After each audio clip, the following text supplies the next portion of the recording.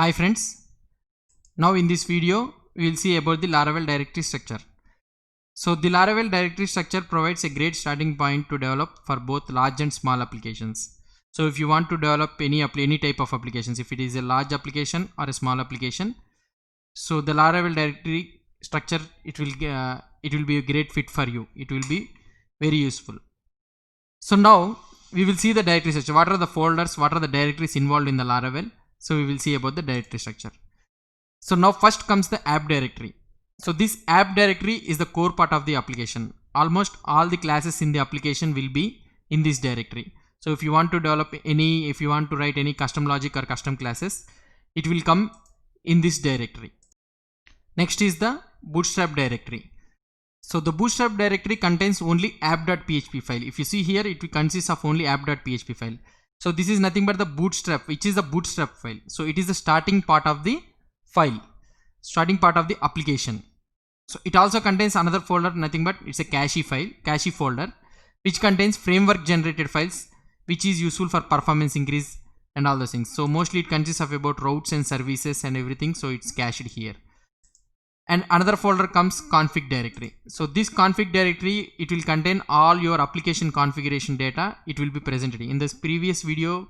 You will be able to see what are the configurations it will be having and how can we get the configuration also we have seen.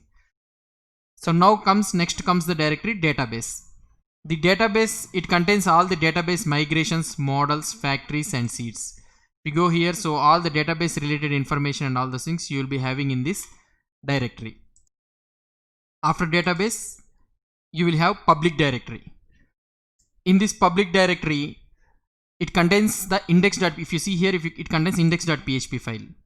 So index.php file is nothing but what you can say is it is entry part of the application. So it is the entry file for all your requests. So if any request comes, it first comes to the index.php file only.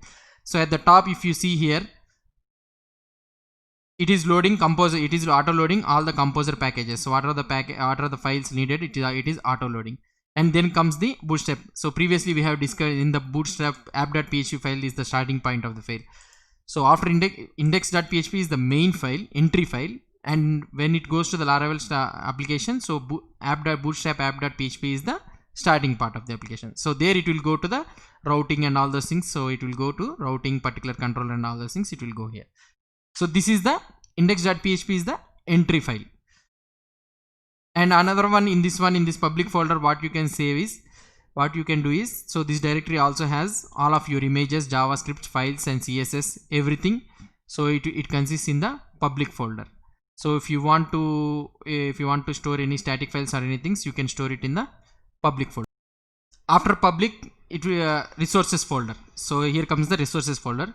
Resources directory, what you can say, it contains your views, mainly views. So whichever is application rendered, so HTML part and all those things, it will comes into the views. So here Laravel uses the Blade template engine. So here all the template files, it will be in the blade.php file. So what are the HTML, so which one is responsible for rendering of the view? So here it will comes. And also it will have, in addition to the views, you will have Sass, JS and all those things. So uncompiled CSS and all those things, JS. So it will come under resources folder. In addition to these things, you will have language files also. If your application supports multi-language file, so here it contains the language file. And next comes the routes folder.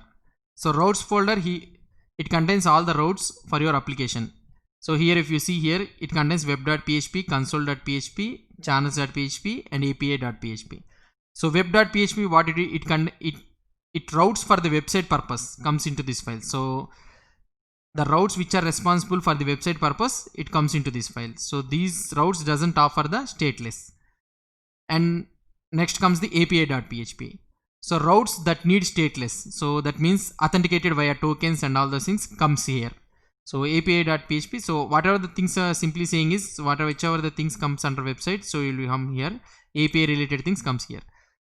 And console.php, so whichever the program you want to execute through the command line, so comes into the console.php.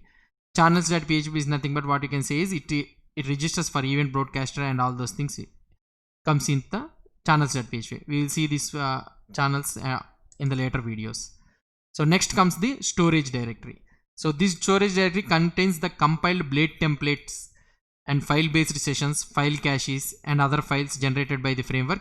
It contains in the storage. So here if you see this directory contains app, framework and log directories. As you, by seeing the name itself, logs, you are able to aware that it contains your application log files. Whatever the application logs you want to log it, it will be logged here. And the framework is nothing but what you can say is it is used to store framework generated files and cache files and everything. It will be stored here.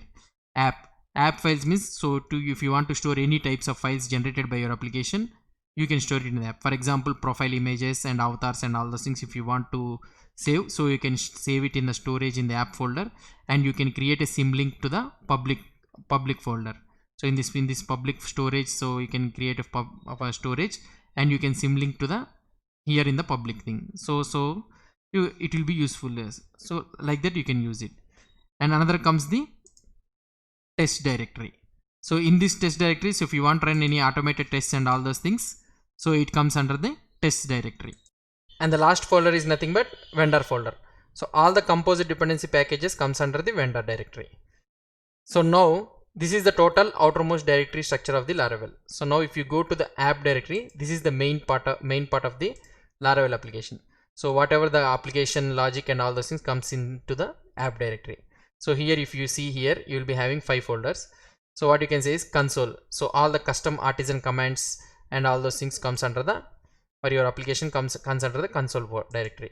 If you want to write any custom exceptions and all those things, it comes under the exceptions directory. So in the HTTP, so all the controllers and middlewares comes under the HTTP directory.